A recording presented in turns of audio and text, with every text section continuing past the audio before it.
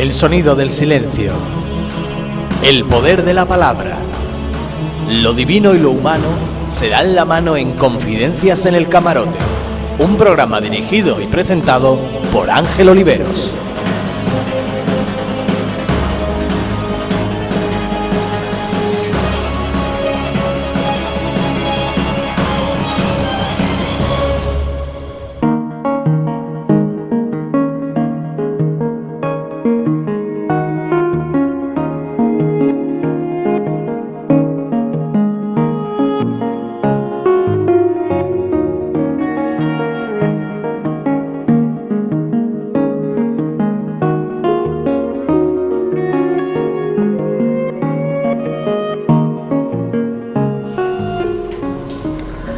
Bienvenidos, señoras y señores, a Confidencia en el Camarote.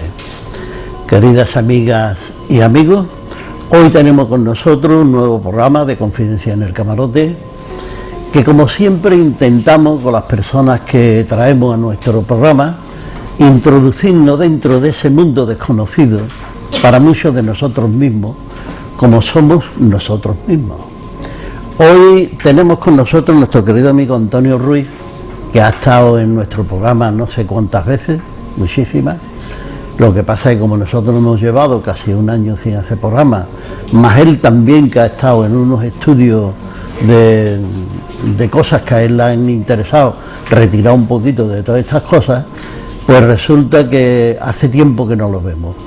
Pero Antonio Ruiz siempre fue un hombre que despertaba la curiosidad, la inquietud, la preocupación enseguida en todas las personas que participaban con él en su vida, que es siempre una vida de buscador. Y hoy creo que vamos a hablar de un tema también interesante, porque vamos a titular este programa con el nombre de decir: conócete a ti mismo. El planteamiento que hace sobre este tema está copiado, pudiéramos decir, del templo de Bedford, donde dice en la entrada: conócete a ti mismo antes de nada, ¿no? Y eso parece que es toda una teoría espiritual, una teoría política que es válida en cualquier momento y en este también.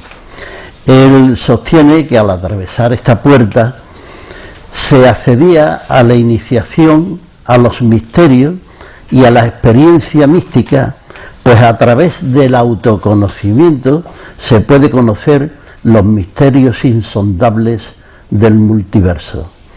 La inscripción en la entrada del oráculo de Delfos advertía: te advierto, quien quiera que fueras, que tú deseas sondear los arcanos de la naturaleza, que si no hallas dentro de ti mismo aquello que buscas, tampoco podrás hallarlo fuera. Estas son las cosas de las que vamos a hablar con Antonio, pero lo vamos a hablar dentro de un momentito. Muchas gracias.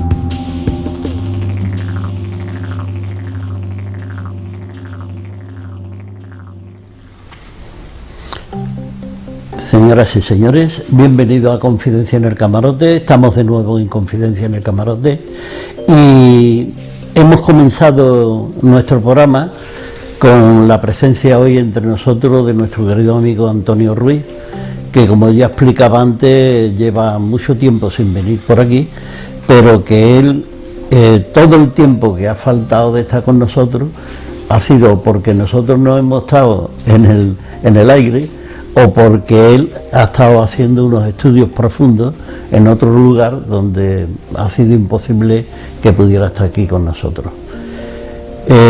Antes de nada, Antonio, antes de hablar, vamos a saludar a nuestros amigos y nuestras amigas que están en el plató, desearles que tengan un buen programa, que se diviertan, porque el llegar al conocimiento es divertirse. El problema es cuando alguien no llega a descubrir absolutamente nada. Entonces vienen los planteamientos de frustración, de lamentarse de todas las cosas, etcétera, etcétera.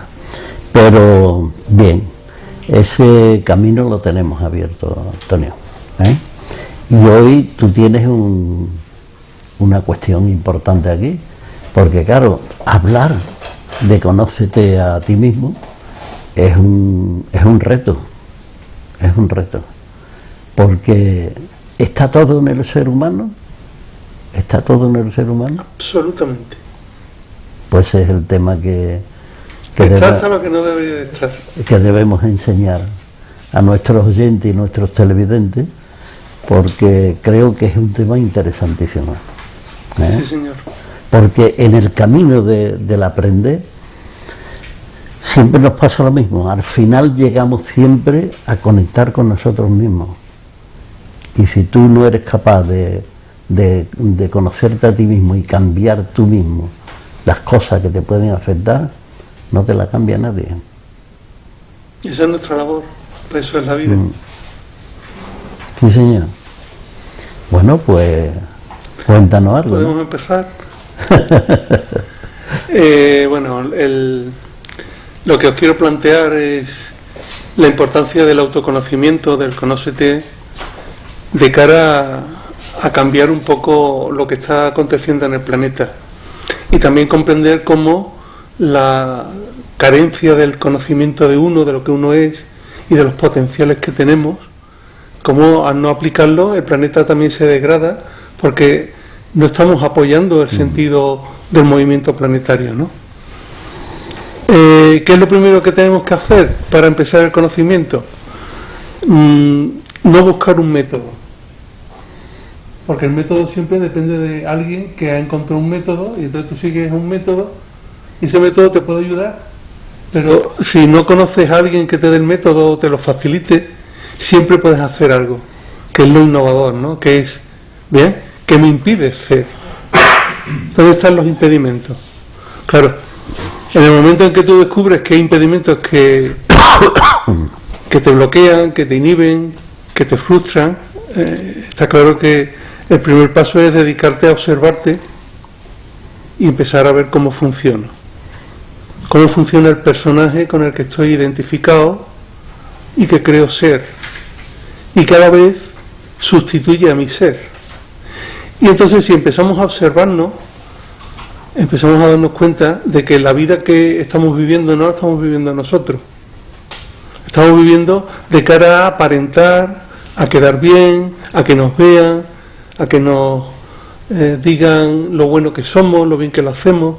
Vivimos para eso, no vivimos desde nosotros.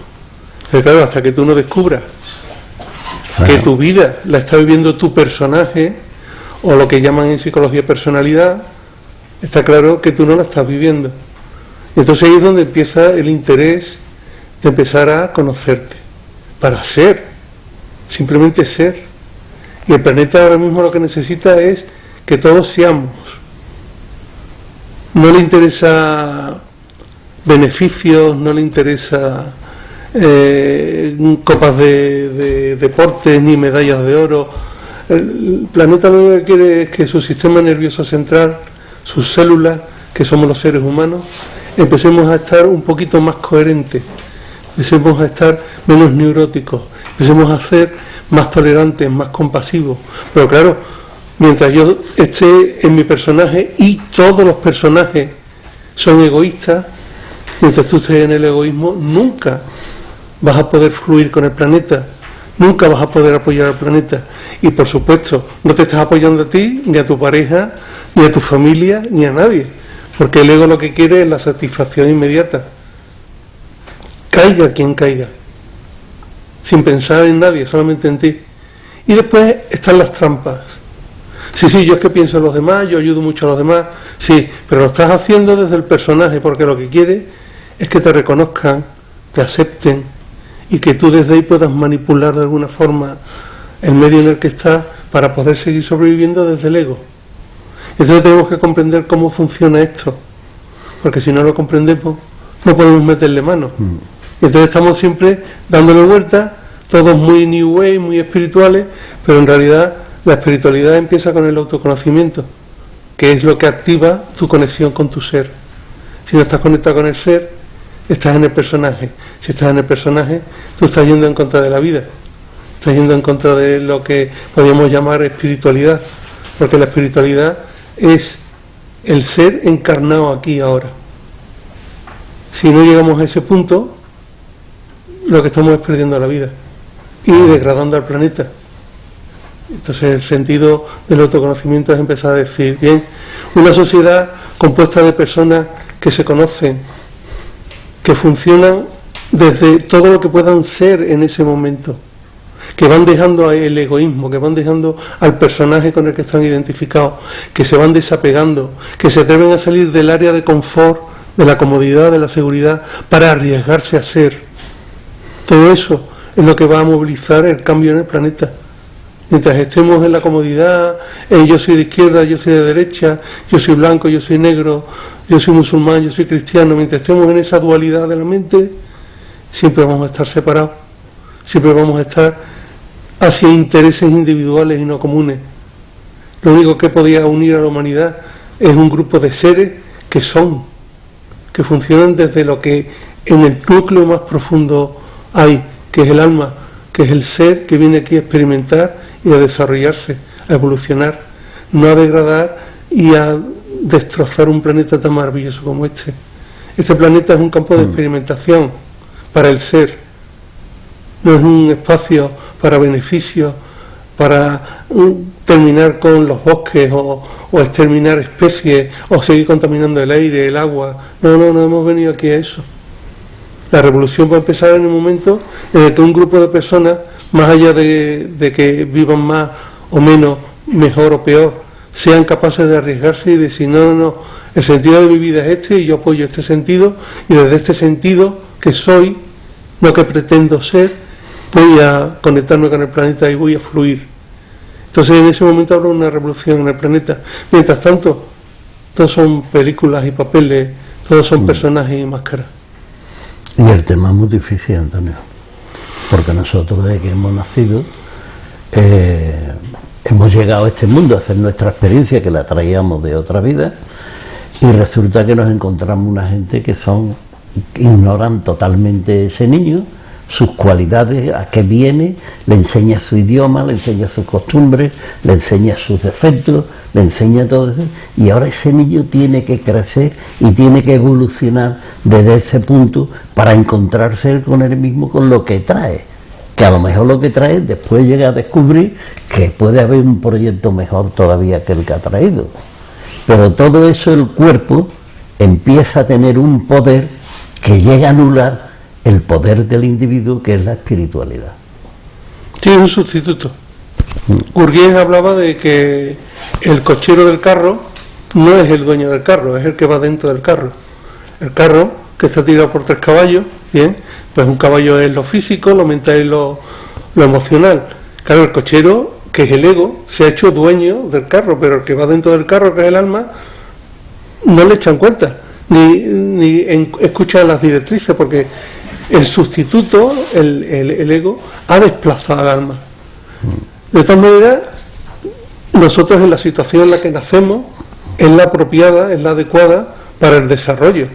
Aunque hayas tenido traumas en la infancia, que es lo que entiendo que has querido antes decir, los traumas de la infancia son el abono para el desarrollo de ese ser que tenemos dentro. La historia es que yo puedo vivir desde mi herida o puedo vivir desde haber sanado mi herida. Si yo tengo la herida de rechazo, un niño que se ha sentido rechazado, lo que voy a hacer es crear una serie de estrategias, de mecanismos de defensa, para que no me rechacen más. Y entonces me vuelvo un blandito, me vuelvo muy obediente, ¿sí? ¿Para qué? Con tal de que no me rechacen, yo hago lo que sea. Y incluso se da el caso de personas que con tal de que no me rechacen, te rechazo yo antes, que es el orgullo, ¿sí? Entonces, claro, si yo funciono así y no trabajo ese aspecto del rechazo, yo me relaciono con mi entorno y con la vida desde el rechazo. Si me trabajo la herida, para eso me tengo que conocer, que es de lo que va el programa, ¿sí? Si descubro que tengo la herida de rechazo y la trabajo, Llega un momento de mi vida que yo empiezo a funcionar desde lo que soy y no desde la herida. Eso es mucho más sano. Porque me estoy relacionando con los demás desde algo que lo he cicatrizado, que lo he perdonado, que lo he trascendido. La trascendencia es espiritualidad. Lo que no es espiritualidad es ir por la vida haciendo lo que sea, con tal de que no me rechacen, o antes de que me rechaces tú, te rechazo yo. Porque entonces no está funcionando desde ti, está funcionando desde la herida. Conocer tus heridas es un paso en el autoconocimiento. ¿Que es complicado? Bueno, hay muchas personas que facilitan el trabajo, ¿no? Tiene su dificultad, porque hay personas a los que llamamos buscadores, que hay miles, personas que buscan en la vida, que buscan otro conocimiento distinto que te lleve a una vida más, pudiéramos decir, más certera de la vida que vivimos la mayoría, o hemos vivido la mayoría de la gente. Uh-huh. Porque después vas descubriendo cosas. Y vas descubriendo que hay otro mundo. No hay. Y vas descubriendo que eres más feliz descubriendo ese otro mundo. Y viviendo ese otro mundo. Claro, la historia es que te impide llegar a ese mundo. Claro. Cuando Jesús dice o habla del reino del Padre, no habla de un lugar físico, no es un espacio, es un estado de conciencia. Para llegar a ese estado de conciencia, tú tienes que estar en el ser. Ese ser sí es hijo del Padre. Ahora, lo que sustituye al ser es lo que hay que trabajar. Y si yo no conozco al personaje con el que funciono, con el que me relaciono, si dedico mi vida a satisfacer las necesidades del personaje y no del ser que es hijo de Dios, yo estoy malgastando mi vida. No estoy aprovechándola. Y además me estoy escindiendo del Padre. Con lo que la madre, en este caso la tierra, tiene un hijo que no le sirve. Claro, ahí después la solución de eso puede ser, como decimos algunas veces, ¿no? Los seres humanos no somos una aglomeración de seres, somos un estado. Somos un cuerpo que tiene unos horizontes, que tiene unos objetivos y que sabe dónde va. El que no esté ahí, ese cuerpo, echa al que no funciona. Claro, pero es que no sabe dónde va. Claro. La humanidad sabe consumir, sabe preocuparse, sabe ocuparse, sabe distraerse, pero no sabe dónde va. Nosotros intentamos saber dónde vamos. Ponemos nuestro granito. Pero vamos a parar un momento el programa porque vamos a hacer unas recomendaciones desde la emisora de Puerto Gelbe Radio. Perdón, Puerto Gelbe Radio, de Ahora Radio, 88.6. De la FM, que es lo mejor en el mundo. Bien, queridas amigas y amigos, estamos de nuevo en Confidencia en el Camarote y estamos con nuestro querido amigo Antonio Ruiz con un título que le ponemos al programa de hoy muy interesante que se llama Conócete a ti mismo. Antonio, muy bien esa primera parte, ¿no? Yo creo que hemos dejado abierto la posibilidad de que la gente busque dentro de uno mismo todos los horizontes que quiera encontrar. Ahora podríamos ver, si te parece bien, algunas pequeñas pautas para que experimenten. Yo te recuerdo una cosa, que hace ya mucho tiempo que no viene, que después tenemos al final, tenemos 15 minutos donde intervienen nuestros... Sí, lo recuerdo. Vale, estupendo. Bien. Pues vamos para adelante. Vale. Primer déficit, la atención. El humano ordinario tiene un déficit de atención. ¿Qué quiere decir esto? Que está funcionando en automático. Bien, tiene un software básico que es cómo sobrevivir, cómo salirme con la mía, y a partir de ese software pues se queda en una forma de relación un poco como inconsciente, ¿sí? Hay 4 estados de conciencia, si no recuerdo mal, sueño es el primer estado de conciencia. En sueño el ser humano no tiene atención ninguna, está en un estado bastante inconsciente, ¿no? Si empezamos a practicar técnicas de atención, empezamos a darnos cuenta de que existe una forma de funcionar que podemos observar, pero no desde la mente, sino desde la conciencia. eso que observa desde la conciencia, el observador que influye en lo observado, ¿sí?, puede hacerlo inconscientemente, que provoca un gran caos en el universo, porque todo lo que decimos y pensamos, como hemos hablado antes, se reproduce, o desde la conciencia que soy y desde la atención que pongo en lo que hago, puedo influenciar positivamente en cualquier cambio, sin esperar nada a cambio, que es donde está el truco. Si funciono por recompensa, estoy funcionando desde el ego, y tarde o temprano voy a entrar en competencia. Si funciono desde la atención, desde la conciencia que soy, no espero nada a cambio, simplemente pongo la semilla, que sale bien, que no, yo sigo poniendo semillas, ya veremos a ver qué pasa, y pongo la semilla sin expectativa. Así no me llevo ningún tipo de decepción ni de frustración. Cuando hay atención, entonces puedo instalar un software nuevo, que es muy antiguo, que es el observador. El observador me permite contemplar que mi mente, mi cuerpo, cómo reacciono, cómo funciono, qué cosas quiero, desde el personaje, no desde la conciencia, y empiezo a crear un espacio entre lo que creo que soy y lo que soy. Lo que soy observa a lo que yo creo que soy, y entonces me puedo desidentificar de mi ego. Por tanto, sin atención no puedo empezar el trabajo.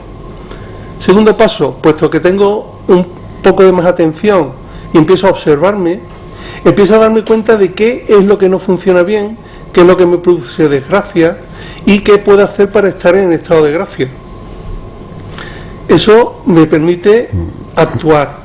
Actúo porque sé qué es lo que tengo que hacer. Observo y a través de la observación veo qué es lo que tengo que cambiar. Entonces tenemos en la atención un punto de arranque para empezar a realizar un cambio consciente. Los cambios, si no hay conciencia que los respalde, no son cambios. Son adaptaciones para que el personaje siga siendo aceptado, reconocido, valorado ante las faltas de reconocimiento y valor propio que la conciencia te va otorgando.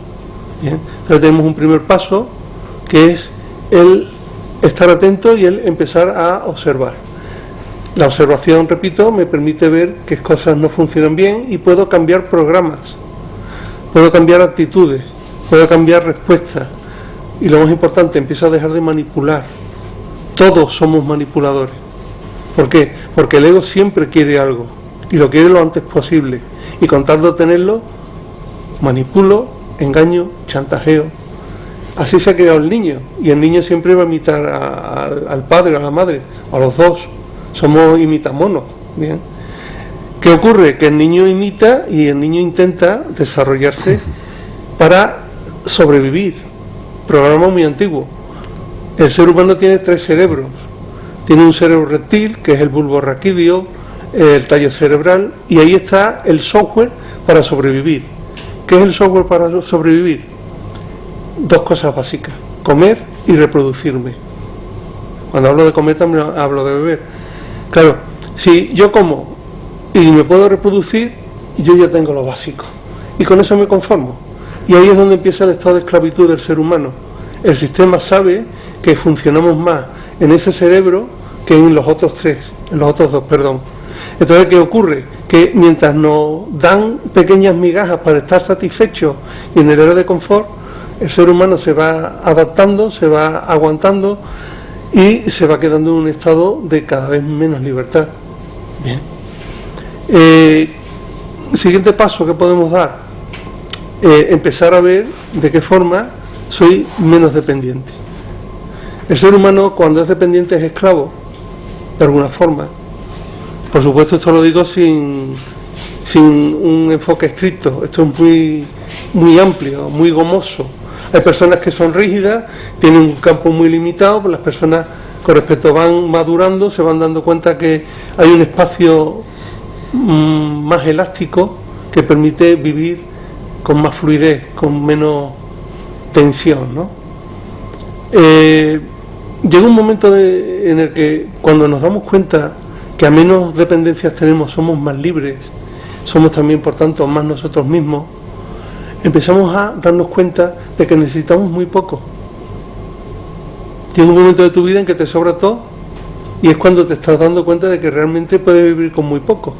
Eso ayudaría a que nuestra sociedad cambiase. porque mientras que una parte del planeta le sobra, a la otra parte del planeta, a una gran parte del planeta, le falta. Y a mí me llama mucho la atención países como la India o países como...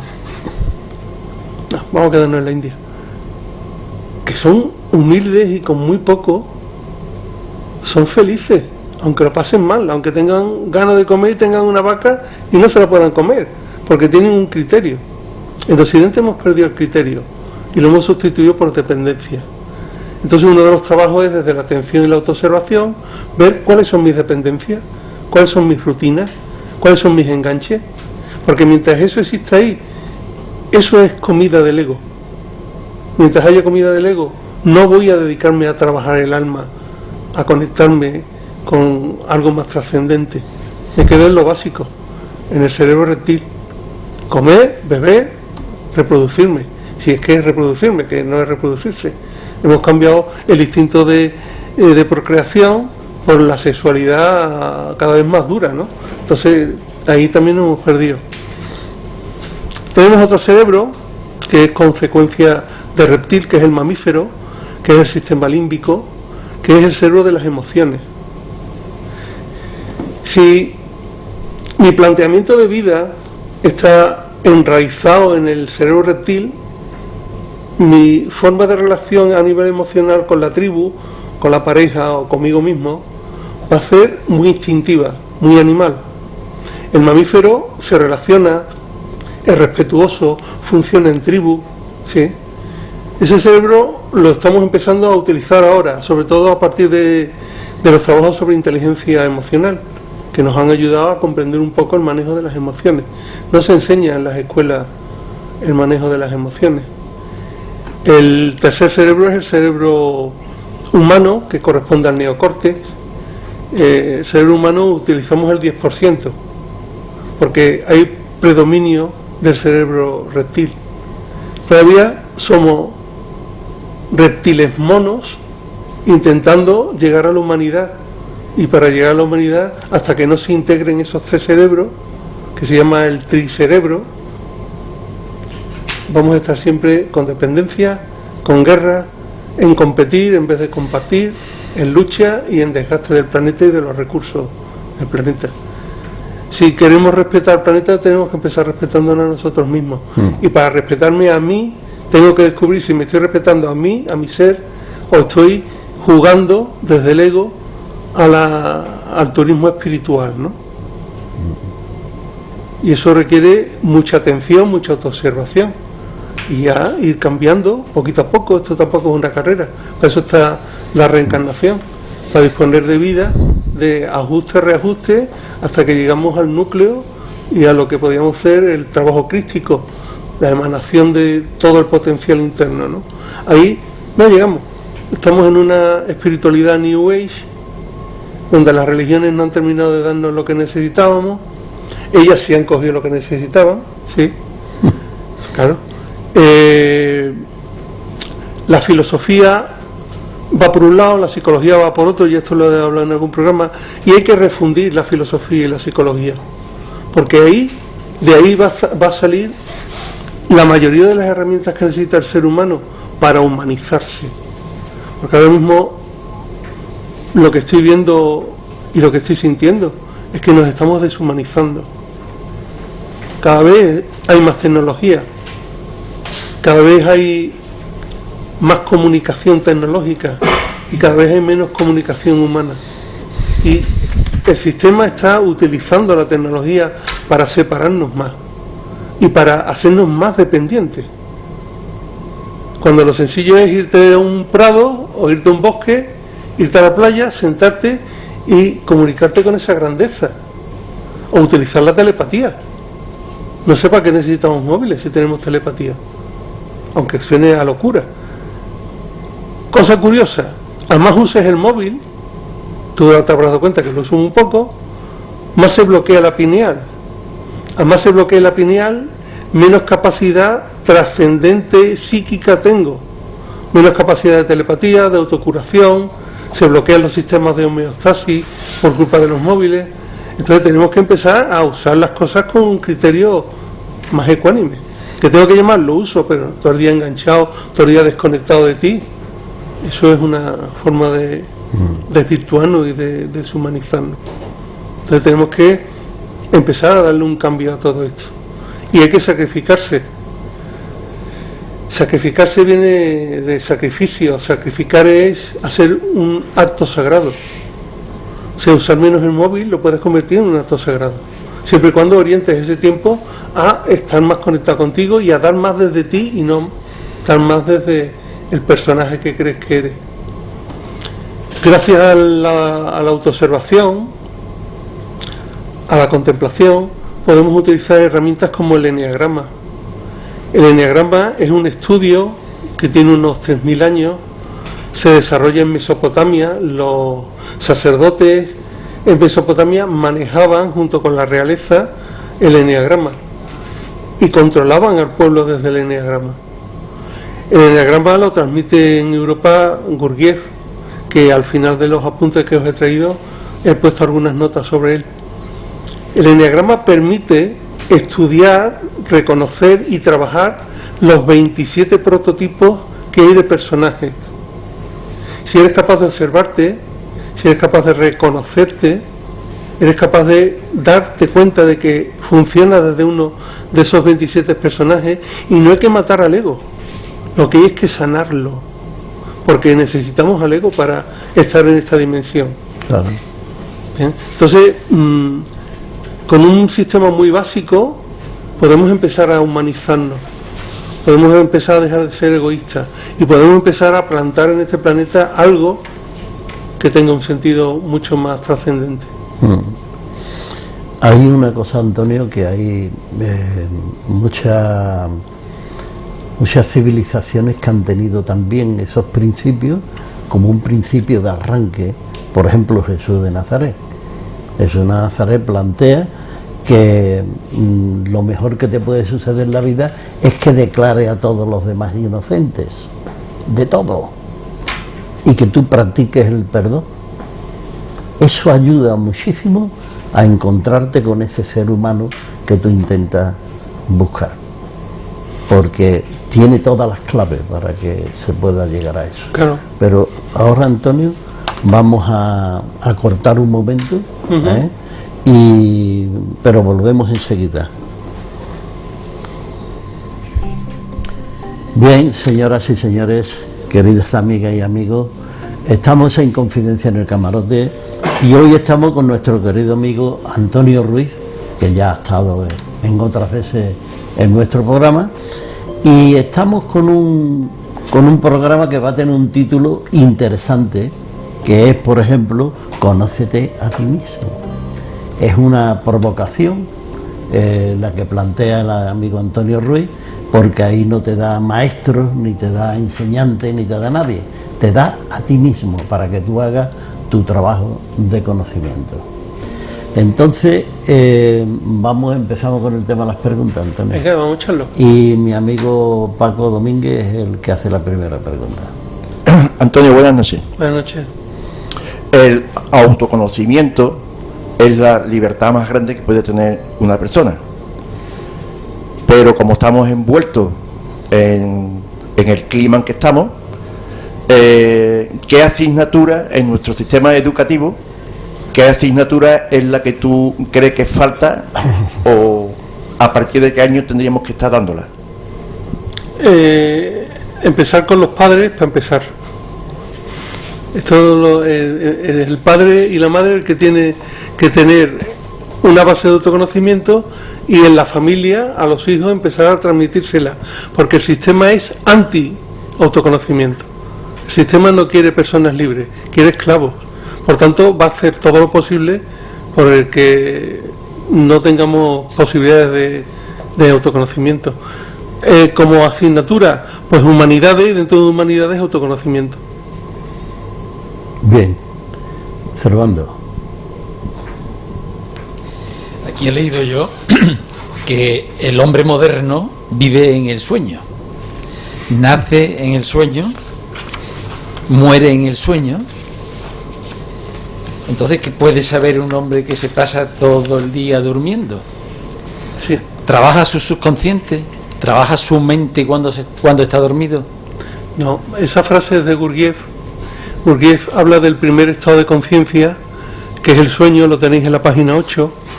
Hay 4 estados de conciencia: sueño, vigilia, autoconciencia y la conciencia plena. El ser humano está en el sueño. Buda hablaba del ser humano en el sueño, y cuando uno se ilumina se le llama despertar. Entonces lo que está diciendo Gurdjieff es que nacemos en el sueño y morimos en el sueño, porque nuestra orientación existencial no está enfocada a despertar, sino a sobrevivir, por lo que he comentado antes del predominio del cerebro reptil. El sueño es el estado en el cual el ser humano es inconsciente, no se da cuenta de que votando a un determinado presidente con el pelo rubio puede crear una guerra atómica, o puede crear un conflicto mundial, y lo votan. ¿Por qué votan? Porque hay inconsciencia, y hay inconsciencia porque está dormido, hay sueño. A eso se refiere Gurdjieff, a que estamos inconscientes, dormidos. Muy bien. Bueno, yo me ha encantado lo que has comentado sobre la psicología, que le falta filosofía, cuando la base psicología siempre ha sido la filosofía. De hecho, has hablado también del eneagrama, y el eneagrama, los que lo transmitieron, bueno, Gurdjieff lo aglutinó todo, pero fueron precisamente las ramas, digamos, místicas del Islam, ¿no? Sí. Lo que quisiera que aclarara sobre esto es lo de los 27, porque el eneagrama se le conoce siempre por los 9 eneatipos. Claro. ¿Y por qué también la Iglesia se apoderó también en parte del eneagrama? Pues los primeros que dieron en la universidad fue la Loyola. Vale. Vamos a ver. Voy por partes, como Jack el Destripador, ¿no? Por parte. Los pecados capitales son 7, en realidad son 9. Pecado viene de peccati, que es error, capita de cabeza, errores de la cabeza, o errores o defectos psicológicos. Por tanto, la Iglesia quita 2 pecados capitales de en medio, deforma la información, y entonces nos quedamos un poco desorientados, cuando deberíamos de haber estado más orientados. Eso es lo que concierne a la Iglesia. En el primer concilio de... no me acuerdo ahora. Ahí es donde se quitan los 2 pecados, ¿no? Con respecto a la información del eneagrama, son 9, Enea es 9 tipos, pero cada tipo puede tener una tendencia a ser conservador, a ser más sexual o a ser más social.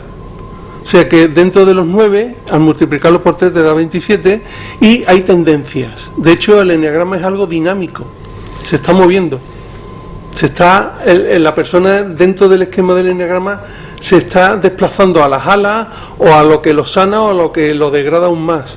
Y en ese dinamismo es donde uno tiene que estar muy atento, observarse mucho, y a partir de la información que va recogiendo, que además tiene una serie de pasos, hay una indagación, después hay una identificación, y eso es lo que hay que trabajar.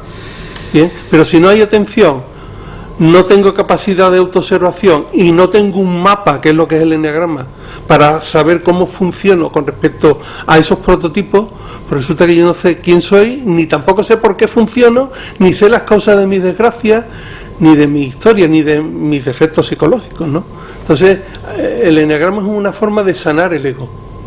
Después, en el Islam están las ideas santas. Hay un libro de Al-Manhaj que se llama El enfoque diamante.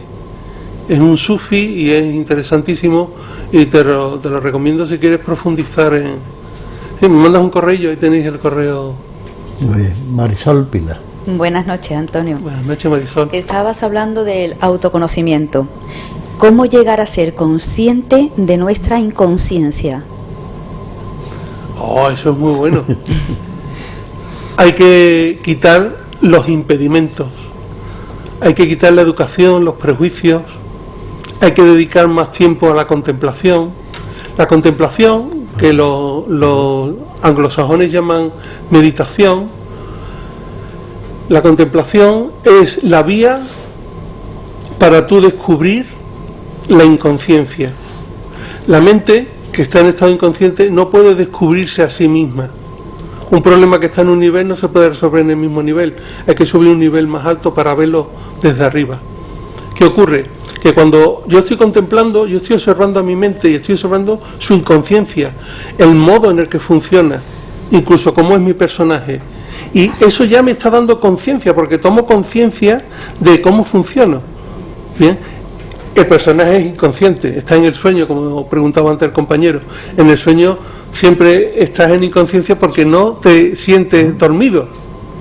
Por tanto, alguien que no se siente dormido no se preocupa en despertarse, igual que una persona que no se siente esclava no busca la libertad. Y todos somos durmientes y esclavos. Así que fijaros el trabajo que nos queda. Teresa Dugo. Bueno, ya has dicho algo de lo que quería yo preguntar, pero a mí me gustaría que nos dijera más fácilmente para nosotros cómo despejar la mente y conseguir estar solo con lo que nos interesa para avanzar. Siéntate, respira y quédate sin moverte. Fácil, baratísimo. Podemos meter elementos, por ejemplo, respirar y ensalivar para cambiar de simpaticotonía a vagotonía y relajarnos más, hacer un pequeño sonido si estás muy inquieta, muy ansiosa. Ese sonido calma a la mente.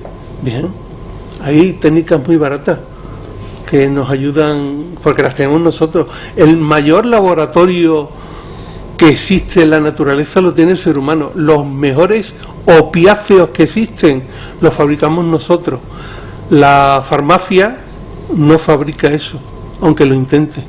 Bien, he dicho farmacia, ¿sí? Ese, vale. No, por si no había quedado claro. Entonces, si tú eres capaz de conectar, tienes que desconectar antes, ensalivar, respirar abajo, en la barriga. Los budas se representan barrigones porque respiran a nivel abdominal. Si tienes ansiedad y respiras arriba, te producen más ansiedad. Si respiras abajo, en saliva,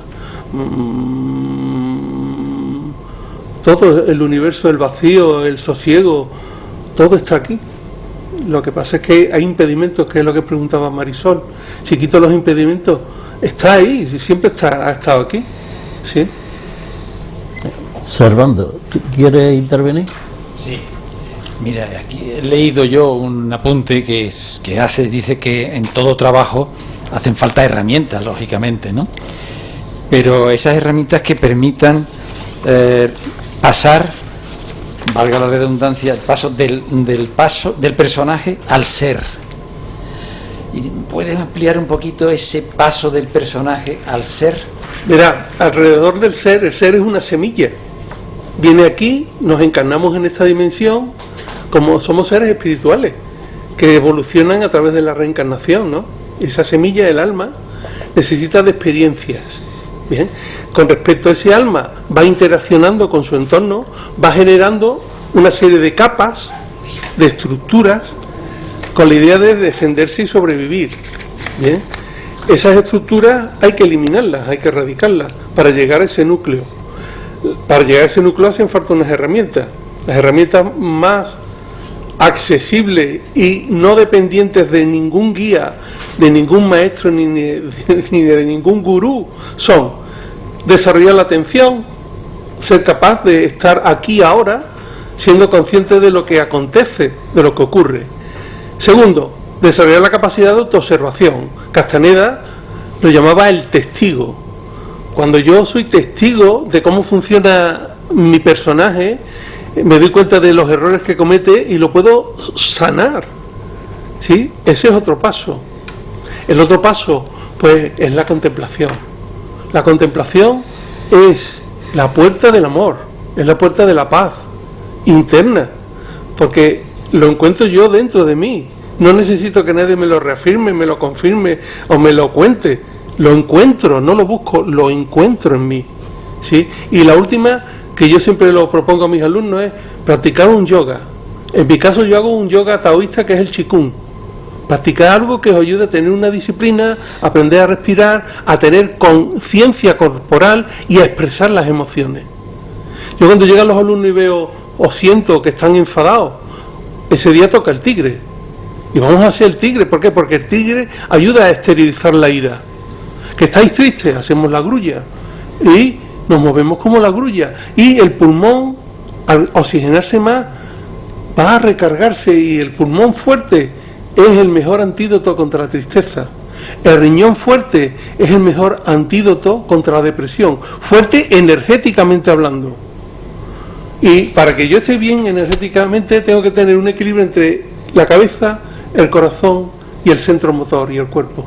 Si no hay equilibrio, estoy en incoherencia, y en incoherencia siempre voy a buscar la forma de sobrevivir y voy a evitar ser. Entonces, con esas pequeñas herramientas, que nada más que te sientes en tu casa a respirar, a ensalivar, a relajarte, lo tienes todo. Bien, la historia son los impedimentos. Bueno, vamos a concluir el programa. Vamos a concluir, Antonio. Muy bien. Todo llega. Sí, hasta la Todo muerte. llega, no pasa nada. Y además no pasa nada. Mira, Antonio, vamos a concluir, pero si quieres decir alguna cosa que se te haya olvidado, alguna cosa que precise, que creas que es interesante, puedes decirla en este momento. Vamos. Pues creo que, como tengo una rama hippie todavía de mis ancestros, amar. ¿Qué me impide amar? ¿Qué me impide ser? ¿Qué me impide ser tolerante? ¿Qué me impide ser compasivo?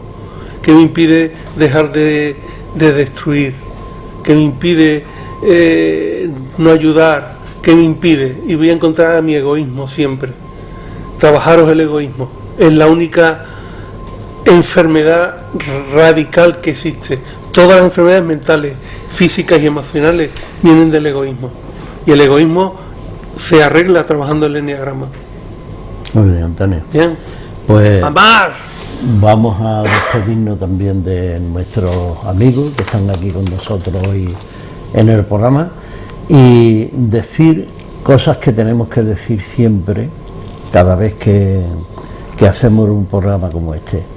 Primero, agradecer a nuestro querido amigo Antonio Ruiz, que ya está hoy con nosotros aquí, en un tema tan profundo y tan interesante como es Conócete a ti mismo.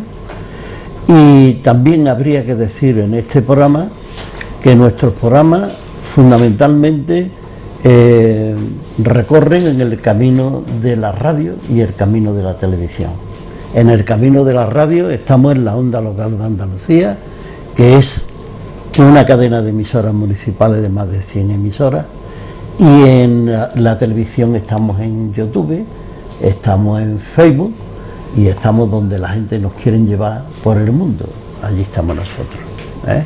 Agradecer a nuestro querido amigo Juan Prieto, nuestro querido amigo Israel Jiménez, su colaboración, su trabajo desinteresado durante tantísimos años, y decirle a nuestros oyentes y nuestros televidentes que estaremos la próxima semana con todos vosotros, donde mismo han dado con nosotros en este momento. Hasta entonces nos despedimos si Dios quiere.